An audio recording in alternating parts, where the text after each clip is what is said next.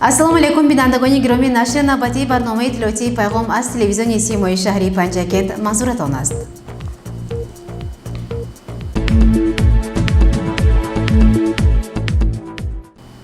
имрӯз гурӯҳи аввалини ҷавонон барои хизмат дар сафи қувваҳои мусаллаҳи ҷумҳурии Тоҷикистон сафарбар карда шуданд.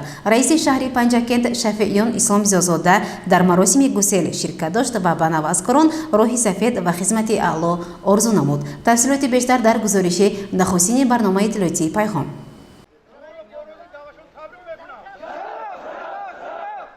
чорабини бахшида ба рӯзи навазкарон дар тарабхонаи меҳр бо садо додани суруди миллии ҷумҳурии Тоҷикистон ифтитоҳ гардид.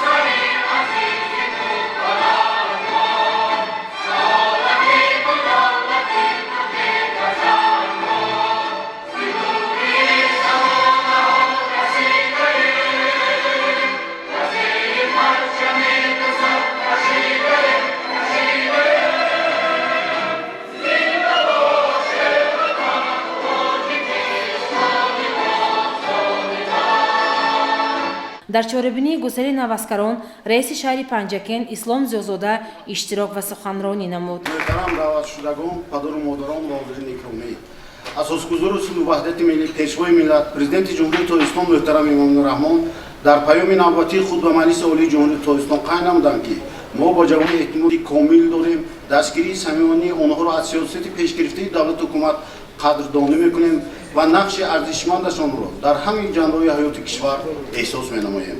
ман ба ҷавонони кишвар барои дастгирашон аз сиёсати давлату ҳукумат ва хизмати содиқонаашон миннатдории самимӣ баён мекунам.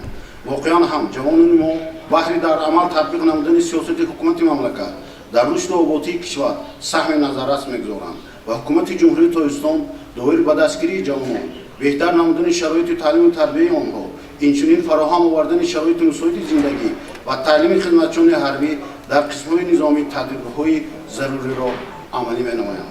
ҷавобан ба ин ғамхориҳо ҷавонони шаҳри деҳоти Панҷакент дар рушду ободии кишвари азизамон саҳмгузорӣ намуда бо амри дил хизмати модар ватанро ба ҷо меоранд. барои шумо ҷавонони бо нангу номуси Панҷакент тани сиҳат, нерӯи тавоно ва дар роҳи хизмати содиқона ва нафи ватани азизамон Тоҷикистони соҳиби истиқлол комёбию пирӯзиҳо орзу менамоям. бори дигар бароятон роҳи сафед ва хизмати содиқона тамоно мекунам. саломат.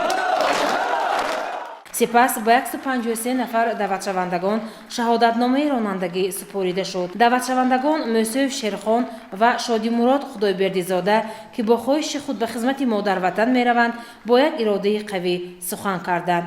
ҳимояи мардуми ватан қарди муқаддаси ҳар як ҷавон ба шумор меравад. бинобар он қавл додам ки баҳри хизмат ба сафи қувваҳои мусаллаҳи ҷумҳурии Тоҷикистон сафарбар гардам. шукргузорӣ аз ватани азиз мекунам. шукр мекунам ки дар давлати соҳиби истиқлол зери осмони мусаффо умр ба сар мебарам. орзу дорам мардуми ватани азизамро содиқона ва сарбаландона ҳифз намоям ва барои гулгулшукуфоии Тоҷикистони азизам саҳмгузор бошам. хизмат ба ватан барои ҳар як ҷавонмард ҳам қарз асту ҳам фарз. аз тарафи мақомоти иҷроии маҳаллии ҳокимияти давлатии шаҳри Панҷакент барои даъватшавандагон дастурхони идона ороста шуд. барои болида гаштани хотири даъватшавандагон кормандони шӯъбаи фарҳанг барномаи консерти намоиш доданд. خوش سخن خوش زبانم شمایان پدر مادر خوش سخن خوش زبانم شمایان پدر مادر سعادت بخشی فرزند غم گسار مونیست دلبر دنیای حکمت و پند شمایان پدر مادر شمایان پدر مادر. گزارش دلشاد حلیمی و خیام جوراєв شاهحسین صالح از طربخانه مهر.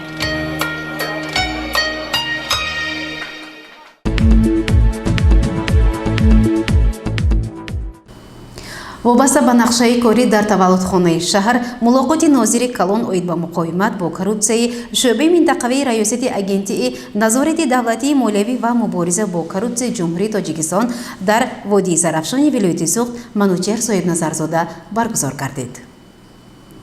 Манучер Соҳибназарзода нозири Калон оид ба муқовимат бо коррупсияи шӯъбаи минтақавии раёсати агентии назорати давлатии молиявӣ ва мубориза бо коррупсияи ҷумҳурии Тоҷикистон дар водии Зарафшони вилояти Суғд дар мулоқот бо кормандони таваллудхонаи маркази шаҳр нахуст ҳадафи ин чорабиниро шаҳр дод. امروز ما تصمیم گرفتیم که با شما تمام محکوم اساسی دینامیکای ورزی شوی و کارکنان ماموری کارگزاری و جنایت کارگزاری را رسانیم. دوستان عزیز شما می‌دونید که از سال 2006 جمهوری تاجیکستان با اجرای پروگرام یعنی مدادهای بین‌المللی در سطح سازمان ملل متحد کنوانسیون سازمان ملل متحد بر ضد جنایت کارگزاری را راتیفیکاسیون کرد.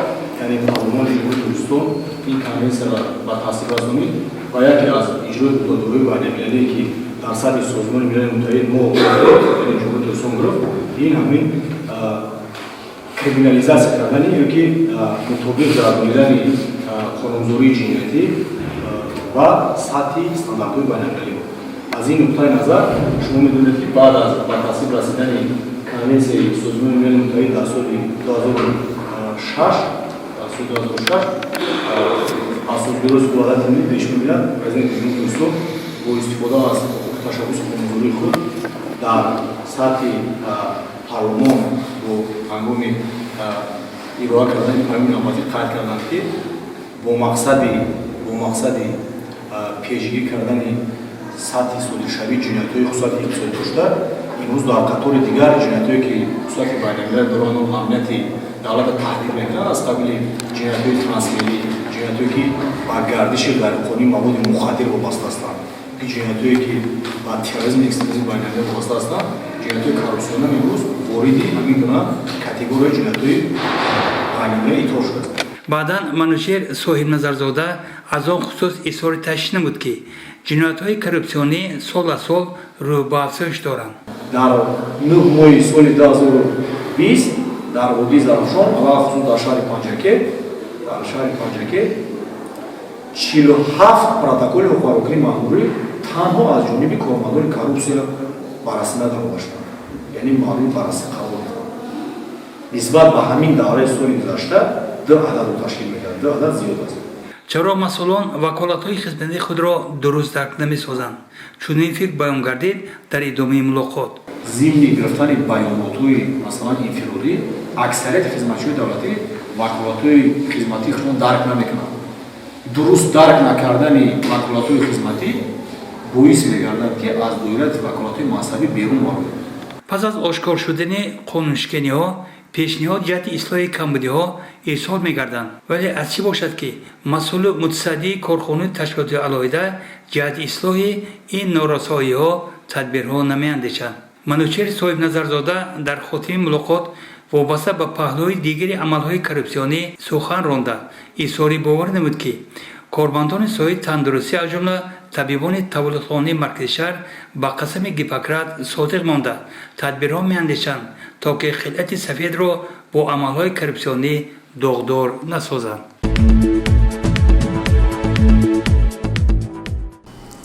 گروه تشویقاتی و ترغیباتی کمیجرایی حزب خلقی دموکراتیک تاجیکستان در شهر پنجکند ملاقات نوبتی خود را جهتی تشویق برنامه پیش از انتخاباتی نامزد به منصب پرزیدنت جمهوری تاجیکستان محترم امامعلی رحمان در جماعت‌های دهاتی وارو رودکی و لایق شرلی گذرانید. با ادامه موضوع توجه نمایید. در ملاقات با گروه ترغیباتی کمیجرایی حزب خلقی دموکراتیک تاجیکستان در شهر پنجکند با بود شرح اعضای برنامه پیش از انتخاباتی نامزد به منصب پرزیدنت جمهوری تاجیکستان محترم امامعلی رحمان در جماعت‌های دهاتی وارو رودکی مردم زیاد جمع آمده بودند. در سخنرانی افتتاحی مراد شکرزاده رئیس کمیجرایی حزب خلقی دموکراتیک تاجیکستان در شهر پنجکند عضو مجلس ملی مجلس عالی جمهوری تاجیکستان هدف این چهاربینی شهر داده شد. طور شما آگاه هستید дар асоси қарори якҷоyии Маҷлиси Миллӣ ва Маҷлиси намояндагони Маҷлиси Олии Ҷумҳурии Тоҷикистон аз санаи 6 августи соли 2020 санаи 11 октябри соли 2020 интихоботи президенти Ҷумҳурии Тоҷикистон таъин гардид. пас аз таъин гардидани интихобот дар асоси қонуни конститутсионии Ҷумҳурии Тоҷикистон дар бораи интихоботи президенти Ҷумҳурии Тоҷикистон ҳизбҳои сиёсии Ҷумҳурии Тоҷикистон оғоз намуданд ба пешбарии номзадҳо ба мансаби президенти Ҷумҳурии Тоҷикистон. дар айни замон 5 ҳизби сиёсии Ҷумҳурии Тоҷикистон номзадҳои худро ба мансаби президенти Ҷумҳурии Тоҷикистон пешниҳод намуданд ки шумо ба воситаи васоити ахбори умум аллакай огоҳ ҳастед. аз он ҷумла анҷумани федератсияи иттифоқҳои касабии мустақили Ҷумҳурии Тоҷикистон, анҷумани иттифоқи ҷавонони Тоҷикистон ва санаи 3 сентябри соли 2020 анҷумани 14 ҳизби халқии демократии Тоҷикистон номзадии асосгузори сулҳу ваҳдати миллӣ пешвои миллат президенти Ҷумҳурии Тоҷикистон муҳтарам Эмомалӣ Раҳмонро ба мансаби президенти Ҷумҳурии Тоҷикистон пешниҳод намуд ва дар айни замон мулоқоту суҳбатҳои номзадҳо ва шахсони боэътимоди онҳо оид ба тарғиби барномаи пеш аз интихоботии номзадҳо доир шуда истодааст. бинобар ҳамин мо мувофиқи ҷадвали корӣ имрӯз меҳмони шумо ҳастем. дар мулоқоти имрӯзии мо Ашуров Алиназар мутахассиси пешбари маркази тадқиқоти стратегӣ назди президенти Ҷумҳурии Тоҷикистон иштирок дорад. хуш омадед. инчунин Исроилов Салоҳиддин декани факултаи таърихи донишгоҳии омӯзгории Тоҷикистон дар шаҳри Панҷакин меҳмони мо шумо ҳастанд. سپس نماینده مرکز تحقیقات استراتژیکی نزد پرزیدنت جمهوری تاجیکستان علیرضا اشورов با دلایل معتمد از فرد شایسته اساسگذار صلح و وحدت ملی پیشوای ملت پرزیدنت جمهوری تاجیکستان محترم امامالله رحمان در سالهای راهبری و برنامه پیش از انتخابات او در معرکه امسال انتخابات اندیشه بیان نموده از جمله چنین گفت: باید افتخار هر یک شهروند جمهوری تاجیکستان باشد که پیشوای معظم ملت با در نظر داشتی وضع کنونی جهان با در نظر داشتی وضع منطقه یعنی آماده هستند که در 7 سال دیگر مسئولیت پیشرفت جمهوری تاجیکستان را بر دوش گرفته برای خلق تاجیکستان برای مردم تاجیکستان خدمت‌های ارزنده نمایند. یک نکته را قید کردن بسیار مهم است که بعد از ختم جنگ شهروندی و بعد از به امضا رسیدن سازشنامه صلح در جمهوری تاجیکستان اولین هدفی که در نزد راهبر دولت گذاشته شده بود این پیش از همه یعنی پوشانیدن و برقرار کردن همون خرابه‌های جنگ شهروندی بود و در همان دوره پیشوای ملت آغاز کردن اولا از بنیاد راهها و ساختمان نخبه‌ها. در همون دوره بسیاری از شخصیت‌هایی بودند که برای پیشوای ملت یعنی به پیشوای ملت میگفتند که حالا که مشکلات‌های از این مهمتر وجود دارد برای چی شما آغاز کردید در بنیاد راهها. اما نه همه شهروندان در وقت درک میکردند نه همه خادمان جمعیتی درک میکردند که بنیاد راه و نخبه‌ها بعد از ختم جنگ شهروندی برای پیشوای ملت فلسفه بزرگ خودش را داشت.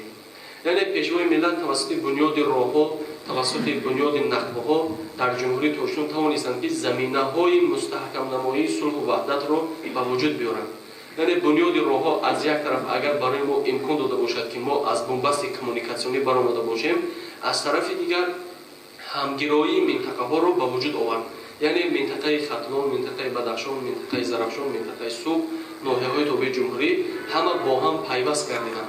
سخنرانی اعضای دیگر گروه ترغیباتی دکانی فاکولته تاریخ دانشکده آموزگار تاجیکستان در شهر پنجکین صلاح‌الدین اسرائیلوف نیز دلیل با آن فکر بود که برنامه پیش از انتخاباتی امامالله رحمان لبریز از صداقت به وطن، آبادی تاجیکستان و بهبود بخشیدن روزگاری مردم است. من یک نکته را گفتنی هستم که تا به امروز رسیدن ما پیش از همه تلاش‌های جناب عالی بود که ما به همین روزهای تنج و آرام و آسایشته آمده رسیدیم. مخصوصا برگزاری اجلاسی 16 شورای عالی جمهوری تاجیکستان و در این اجلاس انتخاب گردیدن امام علی رحمان به وظیفه رئیس شورای عالی جمهوری تاجیکستان را از ورطه هلاکت، از ورطه نابودشوی که تاجیکستان را به قسمت‌ها تقسیم کردن تهدید میکرد، یک حاکمیت کنستیتوسیونی را به وجود آورد. از روزهای اولی به همین وظیفه انتخاب گردیدنشان در نزد وکیلان و تمام مردم تاجیکستان وعده کردند که من به شما صلح می‌آورم. ملاقات را با انتخاب کنندگان جماعت‌های دهاتی واری رودکی رئیس کمیته حزب خلق دموکراسی تاجیکستان در شهر پنجکن وزیر مجلس ملی مجلس عالی جمهوری تاجیکستان مراد شکرزاده جنبش کرده اظهار باور نمود که انتخاب کنندگان جماعت‌های دهاتی واری رودکی در روز انتخابات با جانبداری نماینده حزب خلق دموکراسی تاجیکستان محترم امام رحمان آواز خواهند داد. ملاقات دیگری گروه تشکیلاتی کمیته حزب خلق دموکراسی تاجیکستان در شهر پنجکن در جماعت دهاتی لایق شهرلی دایر گردید. اینجا هم مسئولان گروه تشکیلاتی و مردم با جانبداری از نامزد ارزنده حزب خلق دموکراسی تاجیکستان محترم امام رحمان اندیشه بیان نمودند. ملاقات را با انتخاب کنندگان در جماعت دهاتی لایق شهرلی رئیس کمیته حزب خلق دموکراسی تاجیکستان در شهر پنجکن وزیر مجلس ملی مجلس عالی جمهوری تاجیکستان مراد شکرزاده جنبش نموده از انتخاب کنندگان دعوت به عمل آورد که نامزد امام رحمان را در انتخابات قبل الوقوع دستگیری نمایند.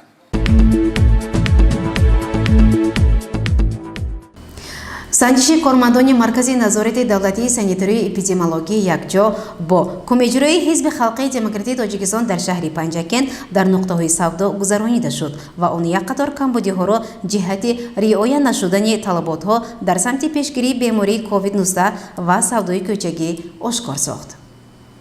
шаҳри бостонии панҷакен шаҳре ки имрӯз тавассути заҳмати шабонарӯзии сокинонаш дар қиёс бо чанд соли пешин бештар сабзухӯрам ва беҳтар дилнишину дилрабо гардидааст. мутаассифона бо рафтори чанд нафар майдасавдогарони кӯча ки куҷое хоҳанд савдо мекунанд, чизе ки хоҳанд ба фурӯш мегузоранд, риояи талаботҳои санитарӣ барояшон қурбе надораду агар рафторашонро хулоса намоем, худашон шоҳу табушон вазир аст, ҳусни ин шаҳри қадимаро коста мегардонад. ва ин ҳолат ҳангоми пешназар аст ки COVID-19 ин вабой аз дари мардум мекӯбаду кам одамон барои пешгирии он таваҷҷӯҳ доранд.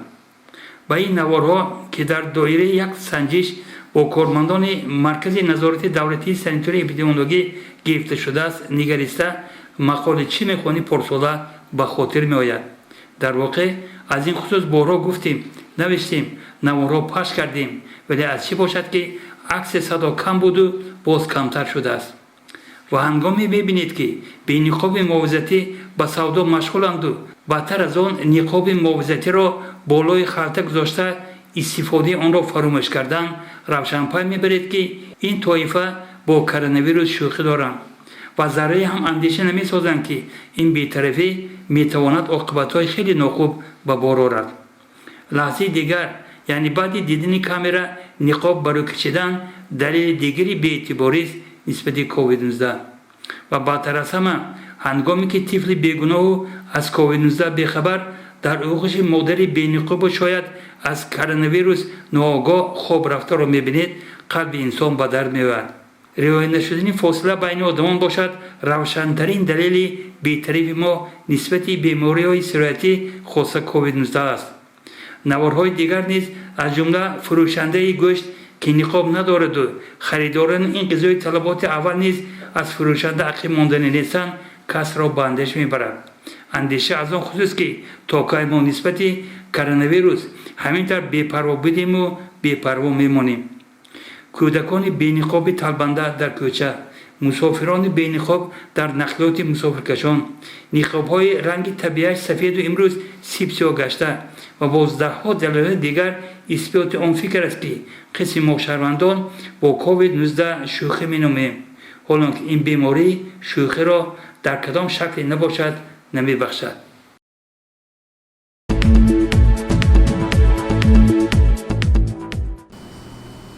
ادامه برنامه اطلاعاتی پیغام در کارخانه مشترک زرافشان آزمون متخصصی بهترین از روی چند کسب گذرانیده شد. به ادامه موضوع توجه نمایید.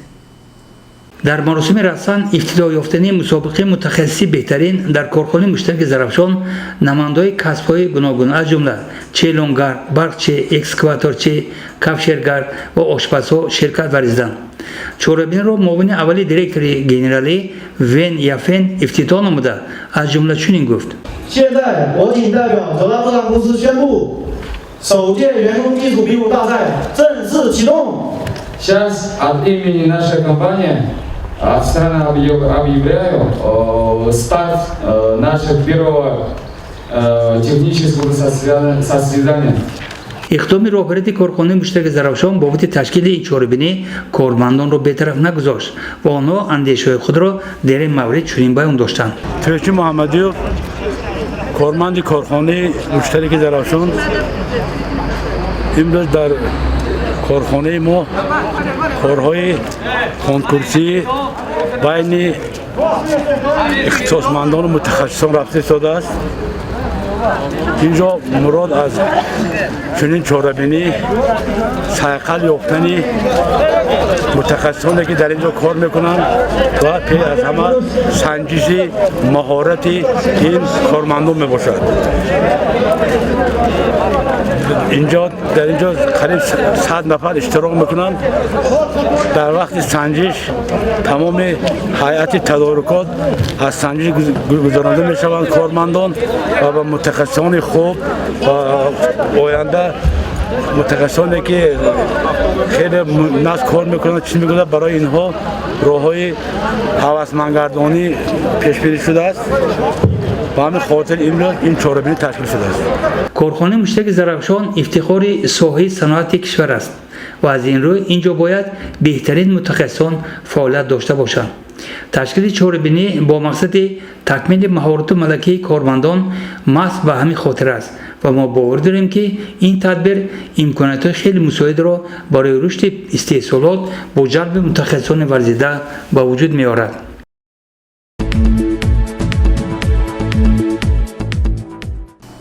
تماشاچیان گرامی، در همینجا برنامه اطلاعاتی پیغام با پایان میرسد. برای هر یک شما تنسیتی و خاطر جمعی را خواهانم. خیر، شاد و پیروز باشید.